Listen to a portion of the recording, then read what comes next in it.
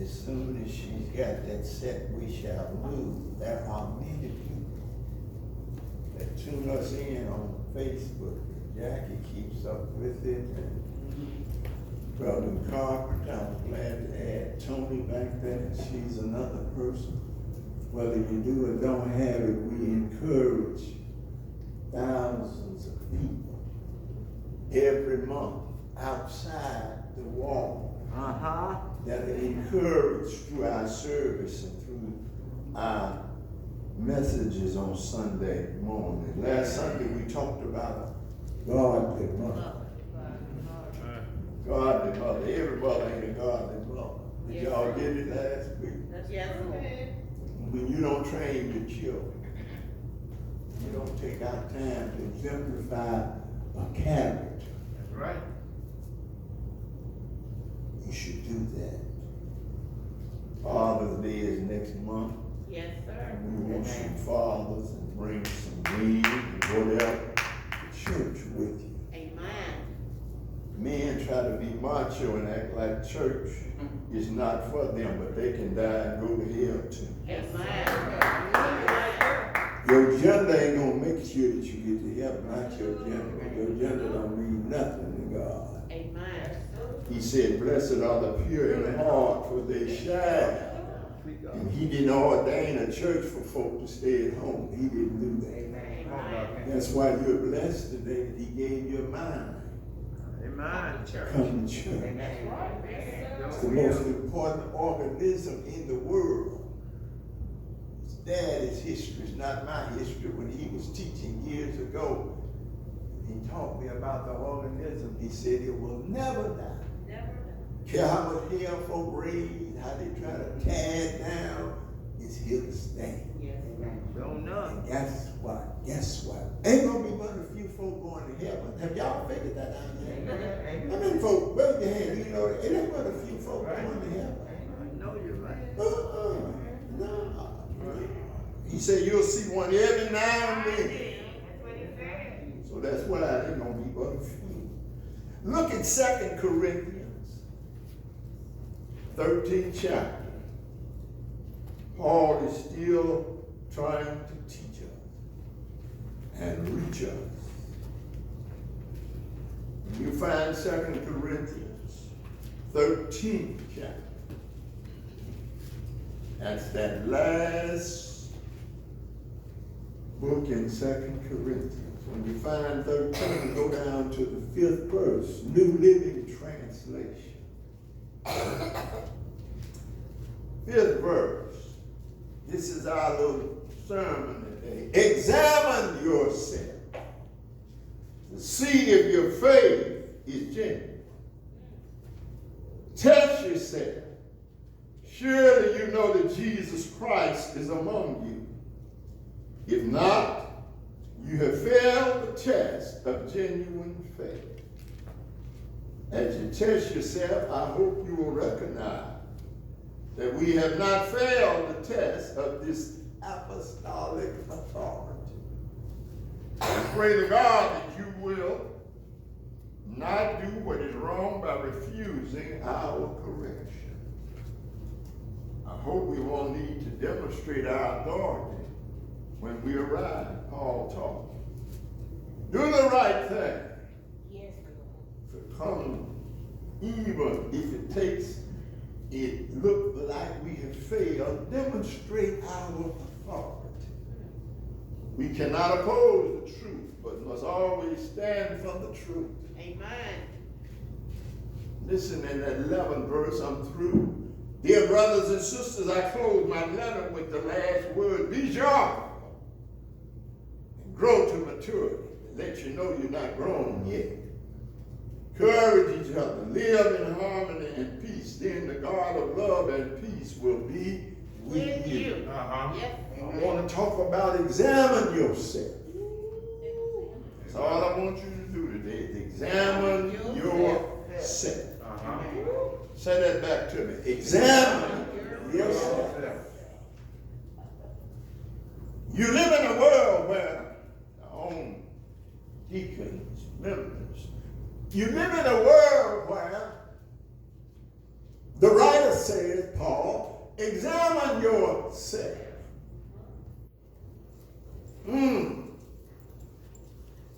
When you examine yourself, listen to what he says. The letter I is the most important letter in the Alphabet. I. The letter I. It is the person you see in the mirror. Person responsible for your every action is I. You. Go look in the mirror. You can't see double, you just see you. You see everything there is to know about you. That's right. Something else we should see about that letter I. It is the center of sin, pride, and our Satan. Sin, S-I-N. Pride, P-R-I-D-E. Savior, S-A-V-I-O-U-R. Amen. Do you see yourself in the mirror? Yes, sir. How often do you examine yourself? A lot of times you don't want to examine yourself. Yeah, been a liar, been a cheat, been a cutthroat, backslider, hypocrite, all of that. And you'll look in the mirror and act like that ain't me. Come on, man. I'm not making it up. It's in it. Examine yourself to see if your faith is genuine. That's right. You came to church because your faith is genuine. That's right. Define faith, Reverend. Forsake all. I trust him. Y'all got it? Right. Forsake all. I trust him. In other words, there's no one else to trust. That's right. But him. So that's the only way your faith is going to be genuine, is when you trust him. But you got to forsake all these other things. Amen. These other things down here mess you up. Amen. Amen. I is the center of sin. Listen at it. Sin is a transgression of God's law, which defiles the man. Sin separates from God. Sin hinders prayer and its power. Sin excludes from heaven. Sin is forgivable. The blood of Christ takes the I out of sin. Where would we be if Christ had not given his life? Did nobody take it? They were around gambling and cutting up at cross. They didn't know he was giving his life. That's right. Do you know he gave your life for that one letter I in the word sin? And we don't want to talk about sin Amen. because it's ugly. Amen. The young man that went to Buffalo, New York, and went to a black grocery store. On everybody's Facebook, YouTube, a black store. Amen. Drove 3 hours. 18 years old. I'm not talking about race. I'm just talking about what happened. Amen. But the record is he put him a little tape on the YouTube channel or whatever out there and wanted folk to see what he did. Sin will mess you up, man. Amen. It was similar to the young white boy in the church, Mother Emmanuel. He sat there a whole hour and then killed 9 folk. Young man yesterday in Buffalo killed 10. You think you're going to stop Satan? No, you're not. 330 million guns on the street in this country alone. Sin is here to stay. Now let me tell you where it starts. It starts at home. The school can't do for a child what mom and dad can do. Help me somebody. I've been preaching the Lord. School can't do what the home can do. Mom and dad, you are responsible. Examine yourself. Have I been the parent I should be? Somebody was telling me the other day, said some child was standing something with their relative, father, something just over their feet. I want so-and-so, I want one. Boy, you don't let no child tell you what to give, man.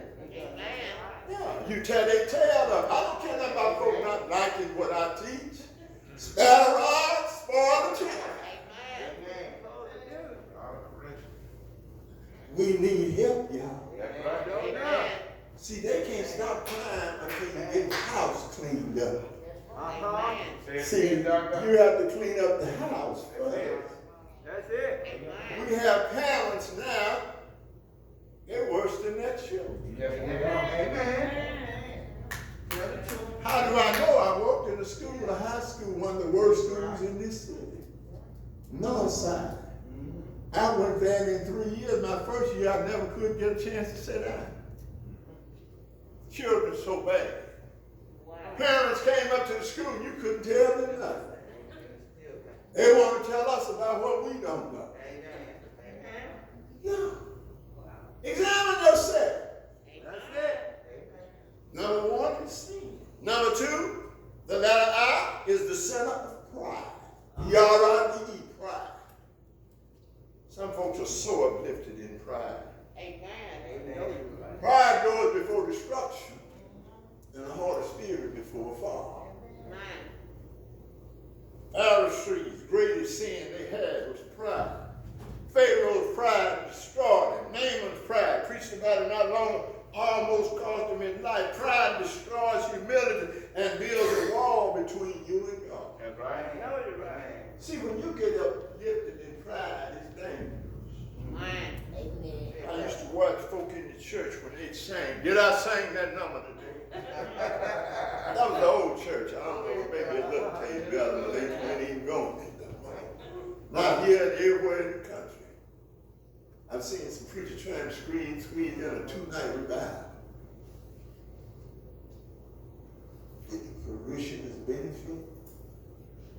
Or was it a great big show? Yeah. See, I remember when revival to most churches, pretty much all of them, was a show. Amen. Because if you brought somebody who couldn't preach the way we want to hear him preach, he ain't preached. Amen. It ain't changed. I see it on YouTube every week. They just want to show the part where he hooped. They don't want to talk about what he taught. Amen. Man, he got a hoop on him. Y'all don't have to say that. I'm trying to teach you Amen. so you'll understand the gospel. If he got one, God gave it to him. That's right. Amen. I think I got it pretty good. But I don't play with it. Amen. It's when the smooth spirit of God moves me Amen. in that direction. Amen. It should be that way with you. Amen. You should leave here today saying, my pastor told me to examine myself. Amen. The first problem I'm facing is sin. The second problem I'm facing is pride. Amen. You get beside yourself. Amen. My dad had to whoop my butt when I got beside myself. Amen.